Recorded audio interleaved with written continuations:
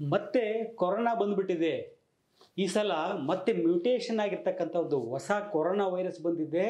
ಅದು ಕೇರಳದಲ್ಲಿ ಜಾಸ್ತಿ ಆಗ್ತಾ ಇದೆ. ಕೇರಳದಲ್ಲಿ ಕೇಸಸ್ಗಳು ಜಾಸ್ತಿ ಆಗ್ತಾ ಇದೆ. ಹಾಗೆ ಇದು ನಮ್ಮ ದೇಶದಾದ್ಯಂತ ಹರಡ್ತಾ ಇದೆ. ಕರ್ನಾಟಕದಲ್ಲೂ ಕೂಡ ಕೇಸಸ್ಸು ಜಾಸ್ತಿ ಆಗ್ತಾ ಇದ್ದಾವೆ ಅಂತಕ್ಕಂಥ ಸುದ್ದಿ ಅನೇಕ ಮಾಧ್ಯಮಗಳಲ್ಲಿ, ಸೋಷಿಯಲ್ ಮೀಡಿಯಾದಲ್ಲಿ, ನ್ಯೂಸ್ ಚಾನೆಲ್ಗಳಲ್ಲಂತೂ ಒಂದು 2-3 ದಿವಸದಿಂದ ಆಲ್ಮೋಸ್ಟ್ ಇದನ್ನು ಬಿಟ್ಟರೆ ಏನೂ ಬರ್ತಾನೆ ಇಲ್ಲ ಸರ್, ಏನು ಮಾಡೋದು ಅಂತ ಕೇಳಿ ಮೆಸೇಜ್ ಮಾಡ್ತಕ್ಕಂಥವ್ರು, ಬಂದು ಕೇಳ್ತಕ್ಕಂಥ ನೆಗಡೆ ಆಯಿತು ಅಂತ ಅಂದಿದ ತಕ್ಷಣ ಬಂದುಬಿಟ್ಟು ಸರ್ ನನಗೇನೋ ಮತ್ತೆ ಕೊರೋನಾ ಆಗಿದೆಯಾ ನೋಡಿ ಅಂತ ಒಂದು ಪ್ರಶ್ನೆ ಇಟ್ಕೊಂಡು ಬರ್ತಕ್ಕಂಥವ್ರ ಸಂಖ್ಯೆ ಹೆಚ್ಚಾಗ್ತಾ ಇದೆ.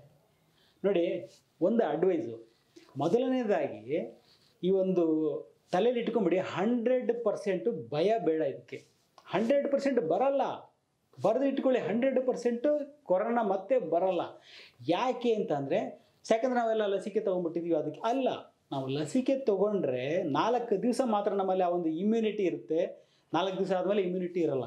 ಬಟ್ ಆದರೆ ಇನ್ಫೆಕ್ಷನ್ ಫಸ್ಟ್ ಮತ್ತು ಸೆಕೆಂಡ್ ವೇವ್ನಲ್ಲಿ ಆದಂಥ ಇನ್ಫೆಕ್ಷನ್ ಯಾವ ರೀತಿ ಇತ್ತು ಅಂತಂದರೆ, ಪ್ರತಿಯೊಬ್ಬರಿಗೂ ಕೂಡ ಇನ್ಫೆಕ್ಷನ್ ಆಗಿತ್ತು. ಪ್ರತಿಯೊಬ್ಬರಿಗೂ ಕೂಡ ಇನ್ಫೆಕ್ಷನ್ ಆಗಿ ಆ್ಯಕ್ಟಿವ್ ಆ್ಯಂಟಿಬಾಡೀಸ್ ಪ್ರೊಡ್ಯೂಸ್ ಆಗಿತ್ತು. ಒಂದು ಆ್ಯಕ್ಟಿವ್ ನೋಡಿ, 140 ಕೋಟಿ ಜನ ಏನು ನಮ್ಮ ದೇಶದಲ್ಲಿದ್ದೀವಲ್ಲ, ಪ್ರತಿಯೊಬ್ಬರಲ್ಲೂ ಕೂಡ ಇನ್ಫೆಕ್ಷನ್ ಆಗಿ ಆ್ಯಂಟಿಬಾಡೀಸು ಪ್ರೊಡ್ಯೂಸ್ ಆಗಿತ್ತು. ಹಾಗಾಗಿ ಇನ್ನು ಮುಂದೆ ಯಾವಾಗ ಲಾಸ್ಟ್ ಸೆಕೆಂಡ್ ವೇವ್ ಆದಮೇಲಿಂದ ನಾನು ಹೇಳ್ತಾ ಇದ್ದೀನಿ, ಇಟ್ಸ್ ಎ ಸಿಂಪಲ್ ಕೋಲ್ಡ್. ಅದು ನೆಗಡೆ, ಕೆಮ್ಮು, ಜ್ವರದ ಥರ ಬಂದು ಹೋಗ್ತಕ್ಕಂಥ ಒಂದು ಇನ್ಫೆಕ್ಷನ್ ಹೊರತು ಯಾವುದೇ ರೀತಿ ಒಂದು ಸಮಸ್ಯೆ ಮಾಡಲ್ಲ. ಈಗ ಕೊರೋನಾ ಅನ್ನೋದು ಒಂದು ಕಾಮನ್ ಆಗಿರ್ತಕ್ಕಂಥ ಒಂದು ಡಿಸೀಸು. ಹಾಗಾಗಿ ಇದ್ರ ಬಗ್ಗೆ ಮತ್ತೆ ಬರುತ್ತೆ ಕೊರೋನಾ, ಮತ್ತೆ ತೊಂದರೆ ಮಾಡುತ್ತೆ ಅಂತಕ್ಕಂಥ ಒಂದು ಆತಂಕ ಬೇಡವೇ ಬೇಡ. ಸರಿ, ಒಂದು ಸರ್ ಏನೀಗ ಮ್ಯೂಟೇಷನ್ ಆಯಿತು ಅಂತಾರಲ್ಲ ಸರ್, ನೀವು ಹೇಳಿದ್ವಿ ಆ್ಯಂಟಿಬಾಡೀಸ್ ಎಲ್ಲ ಪ್ರೊಡ್ಯೂಸ್ ಆಗಿತ್ತು ಸರಿ, ಬಟ್ ಆದರೆ ಈ ಸಲ ಮತ್ತೆ ಮ್ಯೂಟೇಷನ್ ಆಗಿ ಮತ್ತೊಂದು ವೈರಸ್ ಆಗಿ ಬದಲಾಗಿ ಬಂದುಬಿಟ್ಟಿದೆಯಲ್ಲ, ಏನು ಮಾಡೋದು? ನಮ್ಮ ಆ್ಯಂಟಿಬಾಡೀಸ್ ಇನ್ಫೆಕ್ಷನ್ ಆಗಿ ನಮ್ಮ ದೇಹದಲ್ಲಿ ಬಂದಿದ್ದಂಥ ಆ್ಯಂಟಿಬಾಡೀಸ್ ಈ ವೈರಸ್ ವಿರುದ್ಧ ಹೋರಾಡಲಿಕ್ಕೆ ಸಾಧ್ಯನಾ ಅಂತ ನೋಡೋದಾದರೆ, ಈಗ ನೋಡಿ, ಮ್ಯೂಟೇಷನ್ ಅಂದರೆ ಸ್ವಲ್ಪ ಬದಲಾವಣೆ. ಈಗ ಫೋನ್ ವಿಷಯದಲ್ಲಿ ಎಲ್ಲರೂ ಫೋನ್ ಯೂಸ್ ಮಾಡ್ತಿರ್ತೀರ. ಫೋನ್ ವಿಷಯದಲ್ಲಿ ಹೇಳೋದಾದರೆ, ನಿಮ್ಮ ಹತ್ರ ಆ್ಯಪಲ್ ಫೋನ್ ಇದೆ ಅಂತ ತಿಳ್ಕೊಳ್ಳಿ, ಅಥವಾ ಯಾವುದೇ ಒಂದು ಫೋನ್ ಇದೆ ಅಂತ ಅಂದ್ಕೊಳ್ಳಿ. ಪ್ರತಿ ವರ್ಷ ಅವರು ಸ್ವಲ್ಪ ಚೇಂಜ್ ಮಾಡ್ತಾ ಹೋಗ್ತಾರೆ. ಮಾಡೆಲ್ ಚೇಂಜ್ ಆಗ್ತಾ ಹೋಗುತ್ತೆ, ಸೀರೀಸ್ ಚೇಂಜ್ ಆಗ್ತಾ ಹೋಗುತ್ತೆ. ಫಸ್ಟ್ ಆ್ಯಪಲ್ 1 ಬಂದಿದ್ದು, ಈಗ ಆಲ್ಮೋಸ್ಟ್ ಪ್ರತಿ ವರ್ಷ ಒಂದೊಂದು ಥರ ಸೀರೀಸ್ ಮಾಡ್ಕೊಂಡು ಈಗ ಆ್ಯಪಲ್ 14, ಆ್ಯಪಲ್ 15 ತನಕನೂ ಬಂದುಬಿಟ್ಟಿದೆ ಫೋನು. ಹಾಗೆ ಇದು ಕೂಡ ವೈರಸ್ ಕೂಡ ಸ್ವಲ್ಪ ಮಾಡಿಫಿಕೇಷನ್ ಮಾಡ್ಕೊಂಡಿರುತ್ತೆ, ಸ್ವಲ್ಪ ಬದಲಾಗಿರುತ್ತೆ. ಬಟ್ ಆದರೂ ಕೂಡ ಅದು ಕೊರೋನಾ ವೈರಸ್ಸೇ.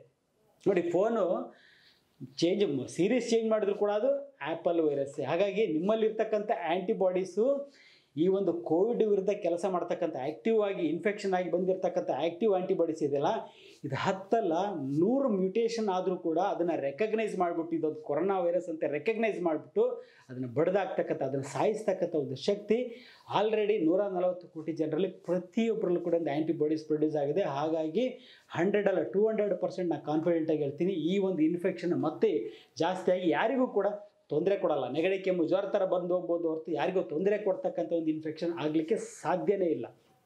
ಎರಡನೇ ಅಡ್ವೈಸ್ ನಾನು ಹೇಳೋದೇನೆಂದರೆ, ಆ್ಯಂಟಿಬಯೋಟಿಕ್ಸ್ನ ಅವಾಯ್ಡ್ ಮಾಡಿ. ಸಿಂಪಲ್ ವೈರಲ್ ಇನ್ಫೆಕ್ಷನ್ ಗೊತ್ತು, ಬಟ್ ಆದರೂ ಸೆಕೆಂಡ್ರಿ ಕಾಂಪ್ಲಿಕೇಶನ್ಸ್ ಆಗುತ್ತೆ. ಸೆಕೆಂಡ್ರಿ ಇನ್ಫೆಕ್ಷನ್ ಆಗಿ ಆಗ್ತಕ್ಕಂಥ ಕಾಂಪ್ಲಿಕೇಶನ್ಸ್ ಜಾಸ್ತಿ. ಯಾವಾಗ ಈ ಒಂದು ವೈರಲ್ ಇನ್ಫೆಕ್ಷನಿಗೆ ನೀವು ಆ್ಯಂಟಿಬಯೋಟಿಕ್ಸ್ ತೊಗೊಳೋದು, ಲಾಸ್ಟ್ ಟೈಮ್ ನೋಡಿದ್ವಿ ನಾವು, ಈ ಒಂದು ಕೋವಿಡ್ ಅಂದ್ಕೊಂಡು ಪ್ರತಿಯೊಬ್ಬರಿಗೂ ಕೂಡ ಆ್ಯಂಟಿಬಯೋಟಿಕ್ ಕೊಡ್ತಕ್ಕಂಥ, ಅದರಲ್ಲೂ ಅಜಿಥ್ರೊಮೈಸಿನ್ ಕೊಡ್ತಕ್ಕಂಥ ಒಂದು ಕೆಲಸ ಆಯಿತು.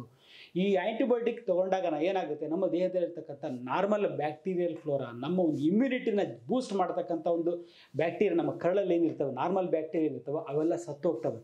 ಯಾವಾಗ ಅವು ಸಾಯ್ತಾವೋ ನಮ್ಮ ಇಮ್ಯುನಿಟಿ ಲೆವೆಲ್ ಕಡಿಮೆ ಆಗಿಬಿಟ್ಟು ಇನ್ಫೆಕ್ಷನ್ ಜಾಸ್ತಿ ಆಗ್ತಕ್ಕಂಥ ಒಂದು ಸಾಧ್ಯತೆ ಇರ್ತದೆ. ಹಾಗೆ ಯಾರೊಬ್ಬರು ಕೂಡ ಒಂದು ಆ್ಯಂಟಿಬಯೋಟಿಕ್, ಇದೊಂದು ವೈರಲ್ ಇನ್ಫೆಕ್ಷನ್ ಆಗಿರೋದ್ರಿಂದ ಆ್ಯಂಟಿಬಯೋಟಿಕ್ಸ್ ತೊಗೊಳ್ಳೋ ಒಂದು ಯೂಸು ಇಲ್ಲ, ಒಂದು ಅವಶ್ಯಕತೆಯೂ ಇಲ್ಲ. ಅದರಿಂದ ತೊಂದರೆ ಆಗುತ್ತೆ ಹೊರತು ಯಾವುದೇ ರೀತಿ ಅನುಕೂಲ ಆಗಲ್ಲ.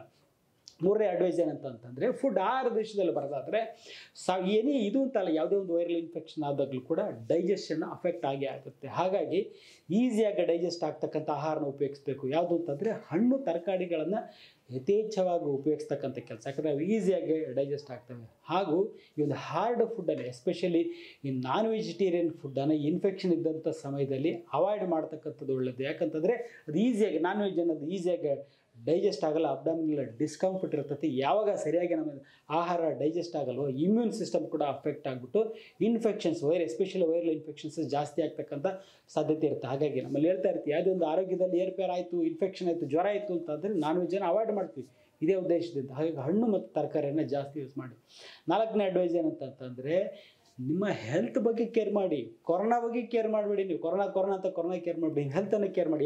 ಯಾವುದೋ ಒಂದು ಬೇರೆ ಸಮಸ್ಯೆ ಇದೆ, ನಿಮಗೆ ಡಯಾಬಿಟಿಸ್ ಇದೆ, ನಿಮಗೆ ಹೈಪರ್ ಟೆನ್ಷನ್, BP ಇದೆ, ಅಥವಾ ಕಿಡ್ನಿಗೆ ಸಂಬಂಧಪಟ್ಟ ಕಾಯಿಲೆ, ಏನೋ ಒಂದು ಬೇರೆ ತೊಂದರೆ ಇದೆ ಅಂದರೆ ಅದರ ಬಗ್ಗೆ ಕಾಳಜಿ ವಹಿಸಿ. ಈ ವೈರಸ್ ಬಗ್ಗೆ ಕಾಳಜಿ ವಹಿಸ್ಕೊಂಡು, ಸಲ ನಾವು ನೋಡಿದ್ವಿ, ಈ ವೈರಸ್ ಅಂತ ಹೇಳ್ಬಿಟ್ಟು ಹಾಸ್ಪಿಟ್ಲ್ಗಳಲ್ಲಿ ಡಯಾಬಿಟಿಸಿಗೆ ಟ್ರೀಟ್ಮೆಂಟ್ ಕೊಡಲಿಲ್ಲ, ಕಿಡ್ನಿ ಸಮಸ್ಯೆಗಳಿಗೆ ಡಯಾಲಿಸಿಸ್ ಮಾಡ್ತಿದ್ದವರಿಗೆ ಮಾಡಲಿಲ್ಲ. ಹೀಗಾಗಿ ಇದು ಅವರು ಆ ಒಂದು ಕಾರಣದಿಂದ ಸತ್ತರು ಹೊರತು ಈ ಒಂದು ಕಾಯಿಲೆಯಿಂದ ಸತ್ತಂಥವ್ರು ಯಾರೂ ಇಲ್ಲವೇ ಇಲ್ಲ.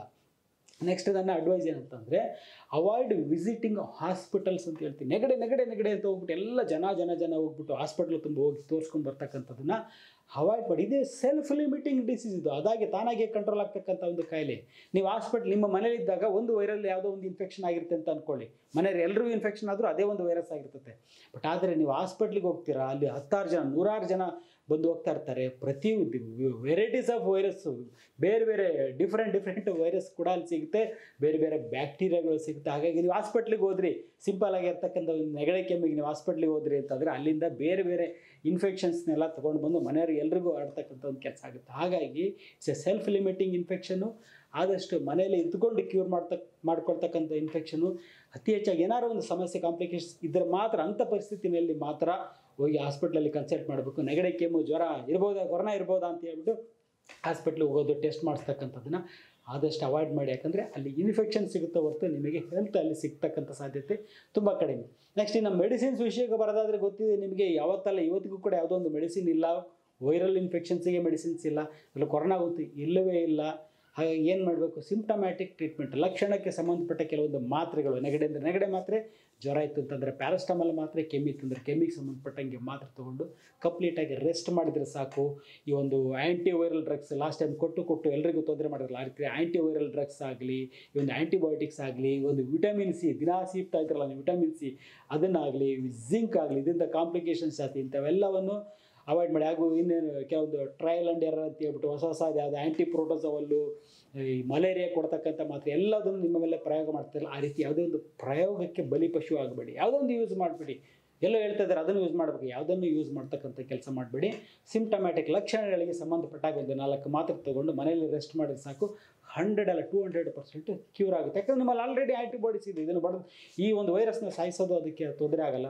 ಆರೋಗ್ಯವನ್ನು ಹಾಳು ಮಾಡ್ಕೊಬಿಟ್ಟು ನೀವೊಂದು ಮೆಡಿಸಿನ್ಸನ್ನು ತೊಗೊಂಡು ಅದ್ರ ಜೊತೆಗೆ ಅತಿಯಾಗಿ ಬಿಸಿ ನೀರು ಯೂಸ್ ಮಾಡೋದು. ಇನ್ಫೆಕ್ಷನ್, ವೈರಲ್ ಇನ್ಫೆಕ್ಷನ್, ಕೊರೋನಾ ಅಂದ ತಕ್ಷಣ ಲಾಸ್ಟ್ ಟೈಮ್ ಮಾಡಿದ್ದೇನು, ಬಿಸಿ ಸುಡೋ ನೀರು, ಬಿಸಿಯೇ ಆಗಲಿ ಅಥವಾ ಅತಿಯಾದ ಬಿಸಿ ಆಗಲಿ, ಒಂದು ಕಷಾಯ ಆಗಲಿ, ಈ ವೈರಸ್ಸನ್ನು ಕೊಲ್ಲಲಿಕ್ಕೆ ಸಾಧ್ಯನೇ ಇಲ್ಲ, ಅಸಾಧ್ಯ.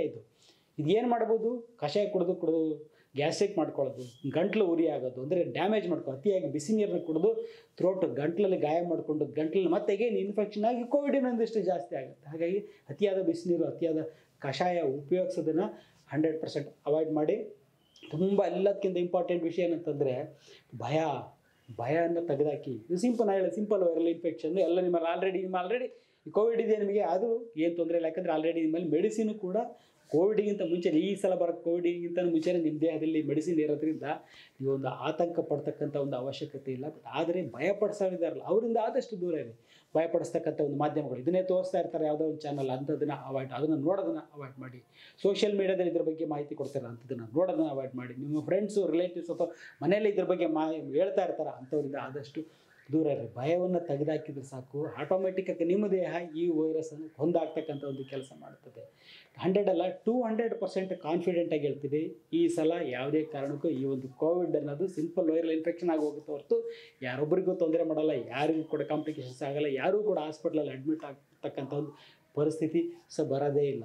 ಅಕಸ್ಮಾತ್ ಅಲ್ಲಿಗೂ ಕೂಡ ಏನೋ ಆಯಿತು, ಇನ್ಫೆಕ್ಷನ್ ಜಾಸ್ತಿ ಆಯಿತು, ಅಲ್ಲಿ ಕೇಸಸ್ ಜಾಸ್ತಿ ಆಗ್ತಾಯಿದೆ ಅಂದರೆ ಈ ಸಲ ನಾವು ಡಿಸೈಡ್ ಮಾಡಿದ್ದೀವಿ, ಏನಾದರೂ ಕ್ಲಿನಿಕ್ನಲ್ಲಿ ಕೂತ್ಕೊಂಡು ಟ್ರೀಟ್ ಮಾಡಲ್ಲ ಪೇಷಂಟ್ನ, ನಾವು ಮತ್ತು ನಮ್ಮ ಸಿಬ್ಬಂದಿ ಹಾಗೂ ಇನ್ನೊಂದು ಅನೇಕ ತಂಡಗಳನ್ನು ಕಟ್ಟಿಕೊಂಡು ನಾವು ಹೊರಗಡೆ ಹೋಗ್ಬಿಟ್ಟು, ಅಂದರೆ ನಿಮ್ಮ ಊರುಗಳಿಗೆ ಬಂದು ಪ್ರತಿದಿನ ಒಂದು 2 ತಿಂಗಳಾಗಲಿ 3 ತಿಂಗಳಾಗಲಿ ನಾವು ಪ್ರವಾಸ ಮಾಡಿಬಿಟ್ಟು ನಿಮಗೆ ಒಂದು ಇದ್ರ ಬಗ್ಗೆ, ಆರೋಗ್ಯದ ಬಗ್ಗೆ ಮಾಹಿತಿ ನೀಡ್ತಕ್ಕಂಥ ಒಂದು ಕೆಲಸ, ಈ ಕೊರೋನಾ ವಿರುದ್ಧ ಯಾವ ರೀತಿ ನಿಮ್ಮ ಆರೋಗ್ಯ ಕಾಪಾಡಬೇಕು ಅಂತ ಒಂದು ಮಾಹಿತಿ ನೀಡ್ತಕ್ಕಂಥ ಕೆಲಸ, ಹಾಗೂ ಏನಾದರೂ ತೊಂದರೆ ಇದ್ದರೆ ಅದಕ್ಕೆ ಚಿಕಿತ್ಸೆ ನೀಡ್ತಕ್ಕಂಥ ಕೆಲಸನೂ ಕೂಡ ರಾಜ್ಯದಾದ್ಯಂತ ಪ್ರವಾಸ ಮಾಡಿಬಿಟ್ಟು ಮಾಡೋ ಒಂದು ಉದ್ದೇಶ ಇಟ್ಕೊಂಡು 100% ನಾವು ಮಾಡೇ ಮಾಡ್ತೀವಿ. ಬಟ್ 200% ನೀವು ತಲೆಯಲ್ಲಿ ಇಟ್ಕೊಳ್ಳಿ, ಇದು ಇನ್ಫೆಕ್ಷನ್ ಜಾಸ್ತಿ ಆಗೋದಿಲ್ಲ. ಆರೋಗ್ಯ ಕಾಪಾಡ್ಕೊಳ್ಳಿ, ನಗ್ನಗ್ತಾ ಇರ್ರಿ, ಆರೋಗ್ಯವಾಗಿರಿ. ನಮಸ್ಕಾರ.